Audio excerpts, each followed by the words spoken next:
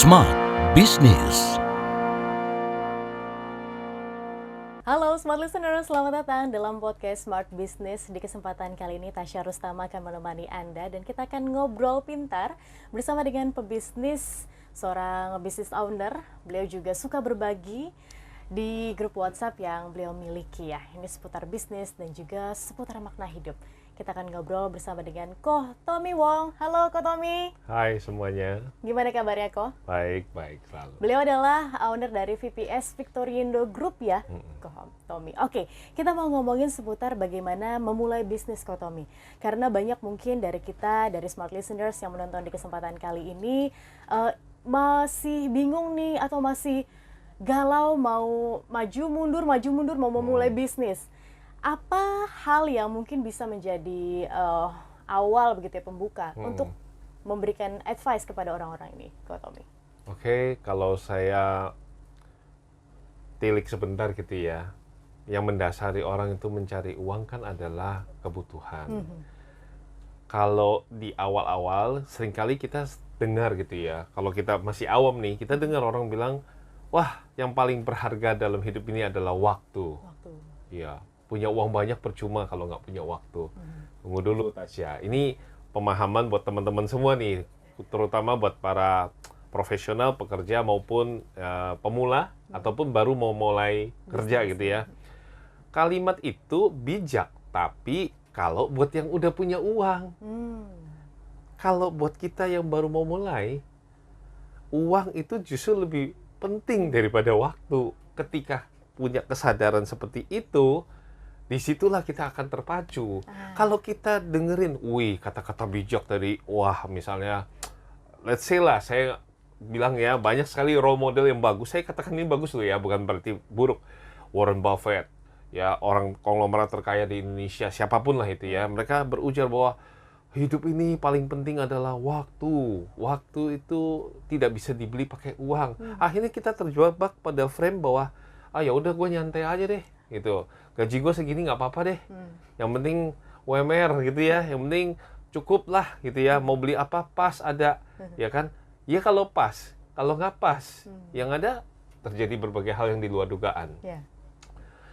Akhirnya karena kita nggak punya uang, kita bukan kehilangan waktu aja, kita kehilangan keluarga, kehilangan kepercayaan. Teman-teman boro-boro kalau kita mau minjem uang, coba deh hari ini cari temenmu yang mukanya bisa tersenyum sama kamu pas kamu mau pinjemin uang. Makanya buat saya nih, saya selalu ingat almarhum ayah saya katakan, jangan kau makan dari nasi orang kalau kau tidak berjuang. Itu kalimatnya sangat simple. Itu mengartikan bahwa dalam hidup kita, filosofi mendasar ini adalah uang adalah sebuah alat tukar yang baik untuk kita mendapatkan apa yang kita mau, terutama kebutuhan hidup. Makanya buat kita, siapapun itu, kalau ingin hidup ini bisa baik, bisa atur waktu dan sebagainya, yang pertama adalah carilah uang. Oke. Dan salah satu halnya, salah satu toolsnya begitu ya, Tommy, itu adalah dengan cara berbisnis. Mindsetnya, jadi pola pikirnya dulu nih, jadi nggak boleh. Kayaknya kita sekarang kan gampang sekali scroll media sosial, banyak sekali mentor-mentor yang ngajar kan. It's all good, Tasya. Semuanya bagus. Tetapi kita juga harus lihat kapasitas kita. Lah kalau kita baru mau mulai kerja, terus kita kejebak dengerin, paling berarti lah. Mereka sambil posting jalan-jalan luar negeri gitu. Paling penting adalah menghabiskan waktu bersama keluarga tercinta. Lah iya, dia punya uang, dia bisa ke luar negeri. Lah kamu tiap hari di nongkrong di rumah, emang mau main PS doang, hidup dari mana? Kan nggak mungkin. Jadi pola pikir ini didasari dulu. Oke, saya tahu dengan uang saya bisa membeli apapun yang saya butuh dan juga waktu.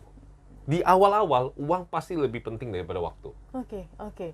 Ini hal yang mendasari dari mana orang itu kita mau lihat framework untuk pebisnis begitu ya, Ko ya. Berarti ketika berbisnis ya tujuannya adalah uang pertama. Memang tujuannya itu uang. Ketika untuk pertama kali memulai gitu, ini kan pasti struggle. Uang untuk dikumpulkan, tapi kadang-kadang ketika memulai kan justru uangnya malah habis-habisan modal. Belum lagi harus menutupi banyak hal. Nah ini gimana kok?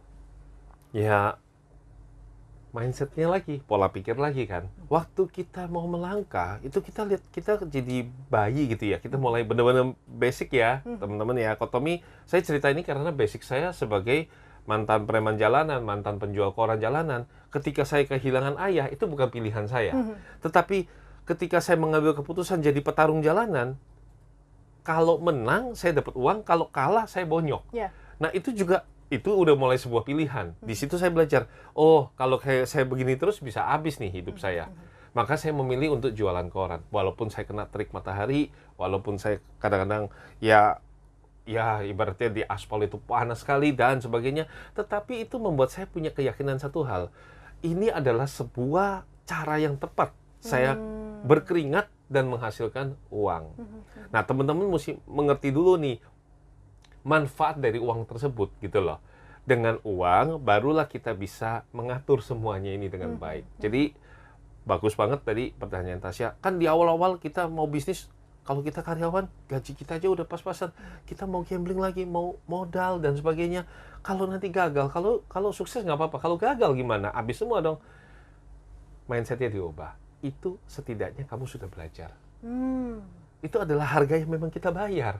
Kalau kamu mau bisnis roti, kamu nggak bakal menyesal. Kamu tuh menghabiskan uangmu untuk jangan jualan roti dulu. Belajar prosesnya dulu. Bagaimana cara jualan roti yang benar. Dan itu sekarang banyak sih caranya kan. Jadi kita jualan roti dari orang-orang yang udah punya pabrik roti. Kita tanyain, mau nggak saya produknya saya bantuin, saya jualan di live. Itu kecil modalnya. Ini Kotomi expose langsung saya kasih tipsnya gitu. Buat kalian yang mau berbisnis nggak punya modal sebagai karyawan. Wih, rotinya cakep nih. Brandnya sudah jelas semua. Tinggal saya pendekatan ke ownernya. Mau nggak nih kalau tengah malam saya masih bisa jualin roti kamu 10, saya dapat komisi tambahan boleh? Jam 12 malam kamu tidur loh, aku jualan.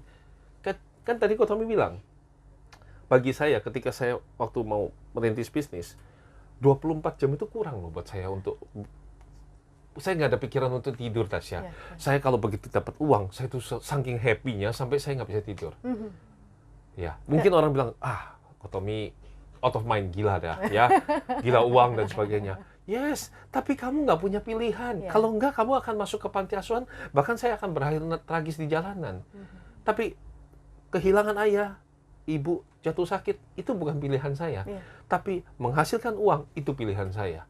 Jadi dari uang itu, saya baru bisa bertemu dengan adik saya bisa ketemu ibu saya yang sakit, saya bisa merawat ibu, saya bisa meraih banyak sekali impian yang saya inginkan.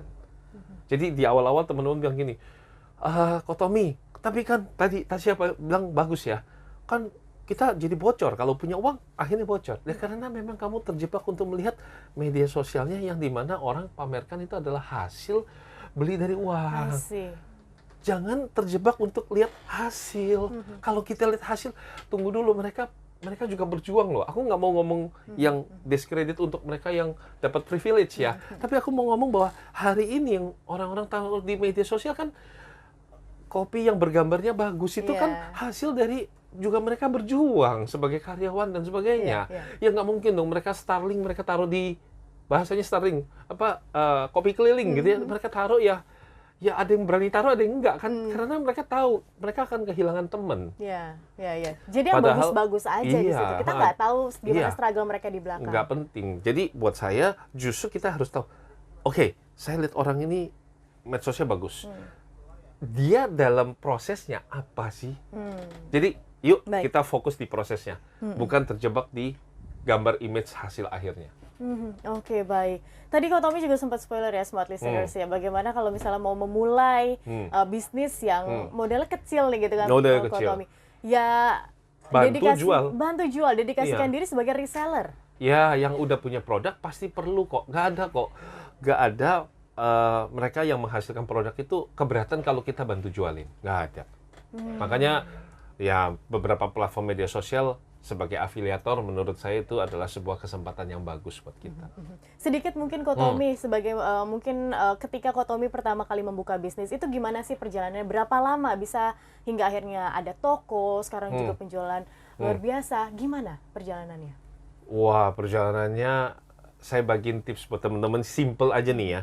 Perjalanan saya coba lamar kerja itu sampai 30 tempat, gak dapet tempat. Udah modalin sepatu pantopel, pakai dasi, pakai jas, beli mahal-mahal ya, bukan minjem lah, nenek saya bekalin saya pakai uang. Itu udah lamar percuma. Ibaratnya casingnya nggak meyakinkan, walaupun sinyalnya kuat ya. Tekasnya kuat tapi kan casingnya nggak meyakinkan. Ya sudahlah ya. Tapi ketika kamu ditolak orang, kamu putus asa, ya selesai sampai di situ ceritanya. Tapi ketika kamu ditolak orang, kamu belajar kenapa sih penolakan itu terjadi, dan kamu konsultasinya bukan sama orang. Kita nggak mungkin mau curhat di media sosial. Agree. Zaman dulu Kotomi nggak punya tempat media sosial untuk curhat. Jadi saya juga sarankan teman-teman, kalau kamu lagi jatuh susah, nggak usah curhat di media sosial. Nggak ada yang kesian, malah diketawain kamu. Ya, ini kenyataan realita. Curhat itu sama Tuhan. Ternyata Tuhan bukan menjadikan kamu sebagai seorang pekerja. Tapi Tuhan lihat kamu ada potensi untuk menjadi seorang pebisnis. Dan itulah di situ kesadaran Kotomi, oke lah, kalau gitu gini deh, saya coba deh melamar. Nah, cara melamar saya memang mungkin teman-teman ada banyak juga, Tasya dan teman-teman udah lihat di media sosial, cara saya melamar itu unik. Saya nggak menjual apa yang saya punya. Background kelebihan, saya tamat SD, itu apa, SMP, SMA, nggak ada kebanggaan ya. Mau itu S3 juga orang nggak peduli. Tapi saya jual satu nilai value, yaitu pesan almarhum nenek saya bahwa berikan selalu lebih daripada apa yang kamu mau ambil dari orang. Jadi waktu itu saya kasih penawaran pertamanya itu toko handphone. Saya mau bisnis handphone, saya kerja dulu di toko handphone. Saya mesti tahu polanya, tahu sistemnya kan.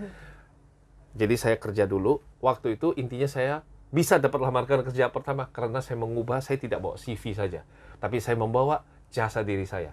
Saya katakan kepada engkau di toko itu, karena hari itu ibu saya udah mau diusir, adik saya nggak bisa bayar SPP. Saya bilang, kok jangan kasih malu saya sama mama saya. Mama saya lagi distrap di toko seberang.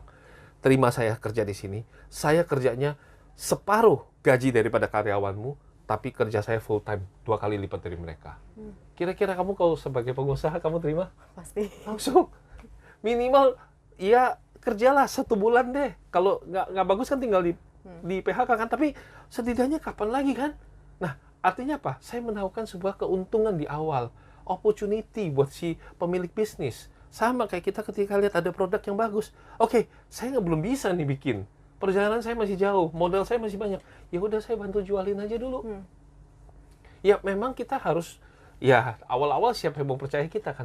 Tapi kalau kita kasih, Pak, saya janji, saya bisa live-nya setiap hari rutin.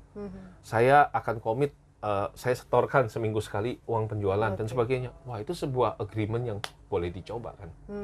Nah, ini tahap awal nih. Sampai akhirnya ya seperti yang kita tahu tahun 98 Roxy kerusuhan dan Kotomi, toko tempat yang saya kerja tutup. Mau nggak mau saya kembali ke jalanan. Nah, disitulah saya coba jalan-jalan kemana-mana dengan uang sisa 25 juta. Saya nggak bisa punya toko, nggak mungkin waktu itu. Akhirnya cuma saya sewa lapak di sebuah mall, dan amin, ya 10 tahun perjalanan bisnis akhirnya menghantarkan saya bisa keliling dunia, dapat penghargaan, ya naik bisnis kelas itu udah lumrah lah buat saya, kurang lebih dan seperti sampai itu. dengan saat ini. Jadi kata kuncinya nih, kita kadang-kadang nggak tahu kapasitas kita. Orang juga kadang menghina kapasitas kita, kadang-kadang lihat penampilan kita yang standar itu. Tetapi Tuhan tahu siapa kita, apa kapasitas kita. Tinggal kita membuktikan bahwa kita mampu, kita bisa, dan akhirnya ya kita jadilah seperti ini. Iya, jangan ragu sama diri sendiri. Baik, dan semoga juga smart listeners Anda nggak ragu dengan apapun yang sedang Anda lakukan, terutama bisnis yang mungkin ingin Anda geluti, atau mungkin sekarang masih struggle begitu ya Kotomi, dengan ini kok bisnisnya nggak balik revenue, ini gimana ya caranya. Nah, jangan ragu, tetap lakukan, dan tadi Kotomi juga bilang bahwa ya ngadunya kepada Tuhan deh. Semoga Tuhan bisa membantu, dan akhirnya mestakung, semesta mendukung. Terima kasih Kotomi sudah berbagi bersama dengan kami. Dan smart listeners, nantikan podcast-podcast smart business lainnya, dan pastikan Anda juga nonton episode lainnya. Tetap bersama kami. Smart Business.